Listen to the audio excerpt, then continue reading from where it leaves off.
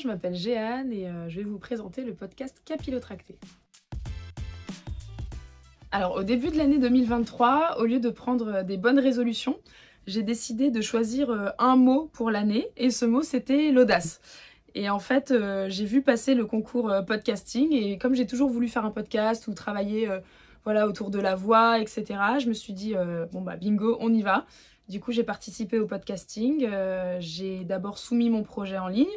Ensuite, j'ai été retenue pour la deuxième phase où j'ai dû venir pitcher mon projet à la maison de la radio. Et puis voilà, mon projet a été sélectionné et je suis là.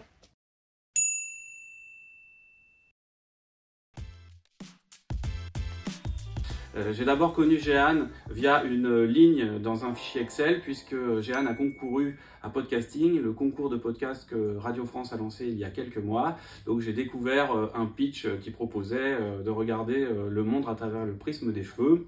Ça m'a intrigué.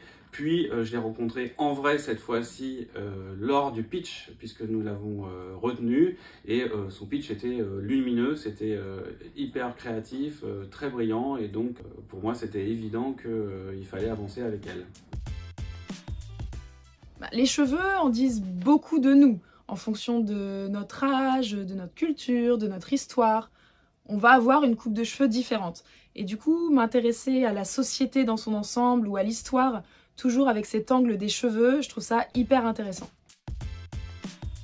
Eh ben pourquoi pas, parce que après tout, lorsque nous avons lancé le concours podcasting, l'idée c'était d'aller chercher à la fois des personnes et des sujets dont nous n'aurions pas eu l'idée, parce qu'il est vrai que voilà, autour de Radio France, il y a tout un écosystème de gens qui nous connaissent hyper bien déjà et qui nous proposent des choses que nous aurions peut-être fait déjà nous-mêmes naturellement. Là, cette idée hyper originale de regarder le monde à travers le prisme du cheveu, hein, de les séries, le cinéma, le sport, m'a semblé particulièrement intéressant. Et puis, c'est vrai qu'il y a tout un rapport particulier, disons, pour Move à la coiffure, hein, dans le rap, etc. Donc pour nous, c'était évident qu'on avait quelque chose à voir ensemble.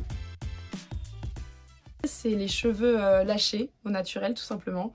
Parce que pendant des années, je me suis lissé les cheveux, j'avais du mal à assumer ma nature de cheveux bouclés. Et du coup, voilà, être les cheveux comme ça, naturels, pour moi, ça permet de me sentir en confiance avec ma nature tout simplement. Même si t'as la boule à serre, vas-y bouge tes cheveux, petit sauvage, on bouge tes cheveux. Non mais allô quoi, t'es une fille, t'as pas de shampoing, allô. C'est comme si je te dis, t'es une fille, t'as pas de cheveux.